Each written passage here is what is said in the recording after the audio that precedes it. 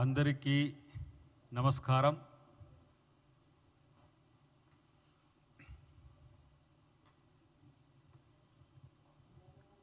ఈరోజు పత్రికా సమావేశం లేదంటే మీడియా సమావేశం ఉద్దేశం ఏంటంటే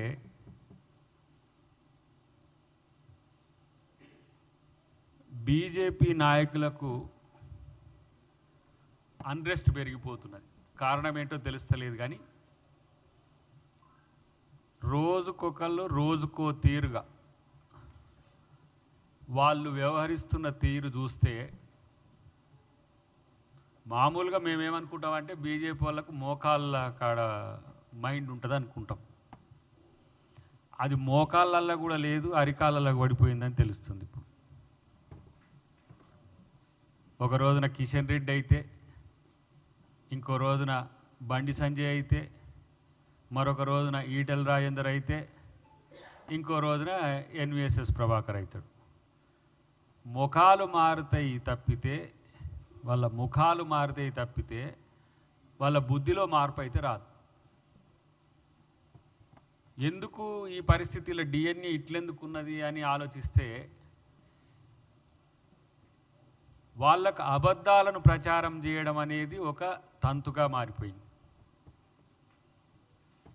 ఒక అబద్ధాన్ని పదే పదే పదే మాట్లాడితే నిజమవుతుంది అన్నట్టుగా ఏదైతే గోబెల్ వెనకటికో మంత్రి ఉండెనో, జర్మనీలో హిట్లర్ కార్డు ఉంటుండే ఆయన.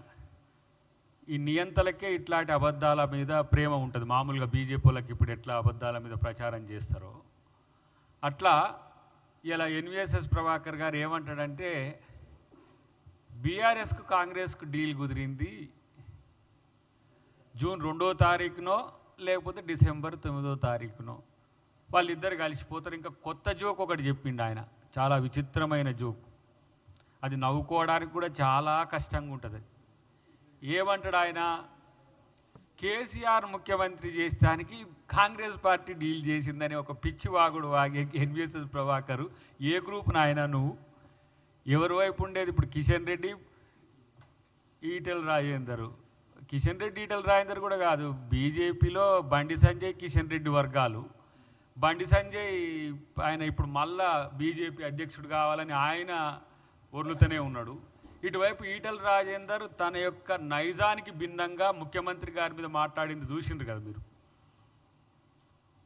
ఇలా ఆ కల్చర్ మీరు బీప్లేస్తులు చేయబట్టి ఆ మాటలు అనడానికి మాకు ఇబ్బంది అవుతుంది. కానీ ఈటెల రాజేందర్ లాంటి వ్యక్తి లేదంటే ఒక నాయకుడు కేసీఆర్ ఎగ్జిట్ చేసి కేసీఆర్ తీసి పక్కన కొట్టిన రోజు కూడా మాట్లాడని మాటలు ఆయన అధ్యక్ష పదవి కొరకో లేదంటే ఆయన రాజకీయ మనుగడ కొరకో రేవంత్ రెడ్డి గారి మీద మాట్లాడతారు. ఇప్పుడు మా ప్రభాకర్ కూడా ఆయనకు పాపం గెలవలేదు, అది పక్కన పెడదాం. కానీ ఈ మాటలు ఎక్కడ నీకు ఎవరు చెప్పినరో చెప్పు ప్రభాకర్.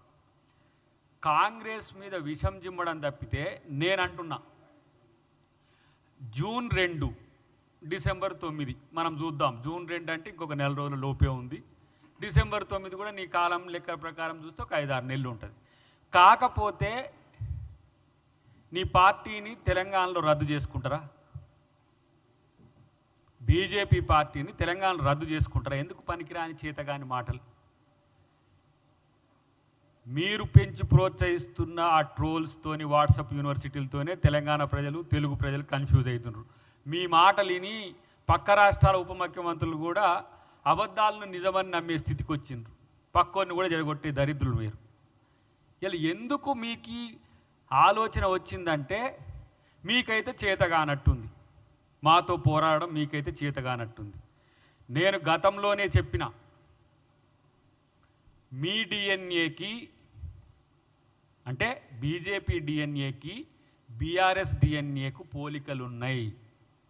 మీరు వాళ్ళు ఒకటే అని ప్రజలు నమ్మే మిమ్మల్ని పాతాళంలోకి తొక్కిండ్రు.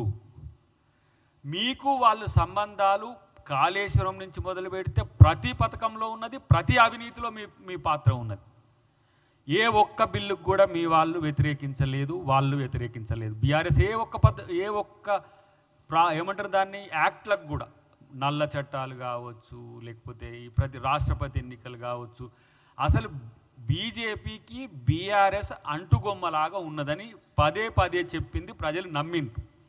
ఇప్పుడు కాంగ్రెస్కు బీఆర్ఎస్ని అంటగట్టాలని చూస్తున్న మీకు నిజాయితీగా నీకు దమ్ముంటే ఇది ఎవరి మధ్యన డీల్ జరిగిందనే విషయం, డీల్ ఓకే అన్నావు కదా, ఎక్కడ జరిగిందో చెప్పే ప్రయత్నం చెయ్యి. ఇట్లనే గతంలో కూడా ఒక కారు కూత కూసి అంతా ఏమైందో నీకు తెలుసు.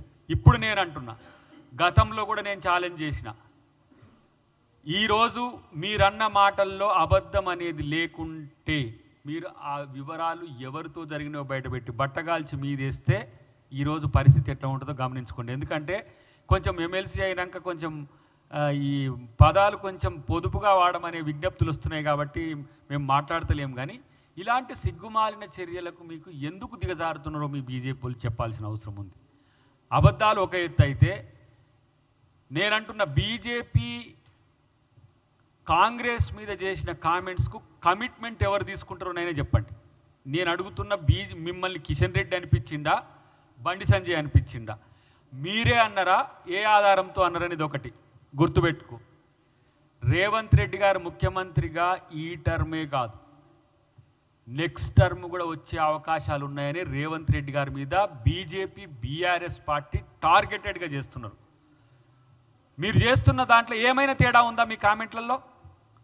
ఒకరొక తీరుగా అంటే ఇంకొకరు ఇంకో తీరుగా అంటున్న పరిస్థితి ఉన్నది తప్పితే మొత్తానికి ఒకటే కదా. బీఆర్ఎస్ కూడా ఇదే పదాలు అంటున్నది.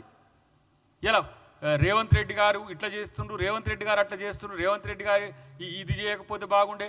అరే పథకాలన్నీ అమలు చేయమంటారు, మరి అలా 7 లక్షల కోట్లు చేసి అప్పులు చేసినోనికి మీరే మద్దతు ఇచ్చిండ్రు, మళ్ళీ మీరే ఇలా బీఆర్ఎస్ మాతో కలిసి ఉంటున్నారు అంటున్నారు. మీరు నిజంగా నేనంటున్న ఈరోజు ఒక సగటు కాంగ్రెస్ కార్యకర్తగా ఎప్పటికీ బీఆర్ఎస్తో కాంగ్రెస్ కలవదు. ఎందుకు కారణం అంటే అది మా రాహుల్ గాంధీ గారు ఇదే వేదిక మీద గాంధీ భవన్లో చెప్పిపోయింది. ఎవరైతే బీఆర్ఎస్తో పొత్తో బీఆర్ఎస్తో ఎవరైనా కలిసిపోతామంటే పార్టీలకు వెళ్ళి సస్పెండ్ చేస్తా అని చెప్పిండ్రు. నేనంటున్నా ఇవాళ మీరు ఈరోజు బీఆర్ఎస్తో రాజకీయ రహస్య ఒప్పందం ఏర్పాటు చేసుకొని ఎందుకు మీకు సిద్దిపేటలో మీరు సిద్దిపేట మీన్స్ మెదక్లో మీరు బీఆర్ఎస్ ఎందుకు గెలవలేదు, మీరు ఎందుకు గెలిచిండ్రు ఒకసారి లిట్మస్ చేసుకోండి. ఇలా మల్కాజ్గిరిలో కాంగ్రెస్ బీఆర్ఎస్ గెలిచిన చరిత్ర ఉంది, మీరెట్లా గెలిచిండ్రు? ఇలా ఉత్తర తెలంగాణలో బీఆర్ఎస్ బలమే కరీంనగర్ నుంచి పుట్టుక, బీఆర్ఎస్ అంటే టీఆర్ఎస్ మళ్ళీ మర్చిపోయారు, ఆ టీఆర్ఎస్ పుట్టింది అక్కడ టీఆర్ఎస్ ఆబ్లిక్ బీఆర్ఎస్ చచ్చి మిమ్మల్ని బతికించి మీకు 8 ఎమ్మెల్యేలు వస్తే 8 ఎంపీలు మీకు వచ్చినాయి. ఎక్కడి నుంచి వచ్చినాయి? ఎమ్మెల్సీలు మీరు పోటీ చేయలే, బీఆర్ఎస్ వాళ్ళు పోటీ చేయలే, వాళ్ళని ఆపినరు. బీఆర్ఎస్కు ఈరోజు నిజాయితీగా చిత్తశుద్ధి ఉంటే వాళ్ళ కార్యకర్తలు కానీ వాళ్ళ నాయకులు కానీ, బీఆర్ఎస్ అనేది బీజేపీకి అమ్ముడు పోయిన పార్టీ. బీజేపీకి బీ టీంలు ఉంటాయి, లైక్ ఆంధ్రప్రదేశ్లో కాక జనసేన ఎట్లా ఉన్నదో, టీడీపీ ఎట్లా ఉన్నదో, అట్లనే రహస్యమిత్రుడు జగన్ ఎట్లా ఉన్నాడో ఇక్కడ బీఆర్ఎస్ పార్టీ మాతో కొట్లాడినట్టు ఉంటుంది కానీ మీ బీ టీంగానే కొట్లాడుతుంది. ఇది కాదని చెప్పి తేల్చి నేను దాన్ని నిరూపిస్తా. ఏ ఒక్క చట్టం ఒక్క టీఎంసీ అభ్యర్థి రాష్ట్రపతి అభ్యర్థిగా మేము పెట్టిన దగ్గర మాత్రమే వాళ్ళు ఇచ్చిండ్రు. మొన్న ఏది దక్షిణ భారతదేశానికి సీట్ల తగ్గింపు విషయంలో దక్షిణ భారతదేశ పార్టీలు అన్నీ కూడా ఏకమై అక్కడ తమిళనాడులో మీటింగ్ పెట్టినప్పుడు మాతో వచ్చిండ్రు. తప్పితే ఎక్కడ మీకు ఏ చట్టాల్లో మీకు వ్యతిరేకం చేసింది బీఆర్ఎస్ పార్టీ? నేను చెప్తున్న ఈరోజు ఒక ఉద్యమకారునిగా, ఇదే రాజ్నాథ్ సింగ్ను కలవడానికి మేము అందరం పోయిన రోజు, ఆ రోజు కడియం శ్రీహర్ గారు కూడా ఉన్నారు, జేఏసీ నాయకులం కోదండరామ్ గారు, మీ పార్టీలో ఉన్న శ్రీనివాస్ గౌడు, స్వామి గౌడ్ లాంటి వాళ్ళు కూడా ఉన్నారు. అడగండి.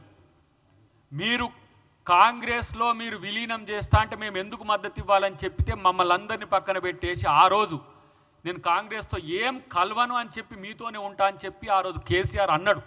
కాబట్టే ఈవీఎంలు కలిపినరో చేతులు కలిపినరో కాంగ్రెస్ రాని చోటు ఏం చేసినరో గత 10 సంవత్సరాలు 11 సంవత్సరాలు బీజేపీతో బీఆర్ఎస్ అంటగాగడం అనేది మేం స్పష్టంగా చూసినాం. ఎవరది? మోడీ, అమిత్ షా, బీజేపీ. సుష్మా స్వరాజ్ గారు కాదు. మళ్ళీ సుష్మా స్వరాజ్ గారిని కూడా వాళ్ళు వ్యతిరేకించారు. నేను అంటున్నా, ఎన్వీఎస్ఎస్ ప్రభాకర్ గారికి ఎంత మేరకు తెలుసో కానీ ప్రతి సందర్భంలో ఆయన కొడుకుని తీసుకుపోయి కేటీఆర్ని తీసుకుపోయి అయ్యా నీ దీవెనలు ఉండాలి ఈయన మీద అని చెప్పి ప్రధానమంత్రిగా దీవెనలో ఉండాలన్నా నేను నా కొడుకును ముఖ్యమంత్రిగా చేసుకుంటున్నాం ఇంకేదో మంచి పదవికి తెచ్చుకుంటున్నాం అని చెప్పి ఆయన పోయి ఎవరైనా ఏ పార్టీ నాయకులు ఇప్పుడు మేము పోతాం సోనియా గాంధీ గారి కాడికి పోయి అమ్మ మీ బ్లెస్సింగ్స్ ఉండాలి తల్లి అంటాం. లేదంటే మాకు మల్లికార్జున ఖర్గే కాడికి పోతాం, మా రాహుల్ గాంధీ గారి కాడికి పోతాం. మీరు ఎక్కడికి పోయినరు? మీ కార్యక్షేత్రం ఏంది? మీ యొక్క స్ఫూర్తి కేంద్రం ఏంటంటే వీళ్ళది బీఆర్ఎస్ వాళ్ళది బీజేపీ. వాళ్ళకు నాయకుడు ఉన్నాడా? పోనీ నేను అంటున్నా, కాంగ్రెస్ విచారధారకు బీజేపీ విచారధారకు పోటీ జరుగుతుంది. ఈ పోటీ జరిగినప్పుడు బీఆర్ఎస్ నాయకులు మాతో లేరు, ఎవరితో ఉన్నట్టు? ఇంకో థర్డ్ ఆల్టర్నేటివ్ ఉందా ఏమన్నా? బీజేపీతోనే కదా ఉన్నది. కాబట్టి అలా నేను చెప్పిన కమలం కాడకు గులాబీ పువ్వును అంటుగట్టుకో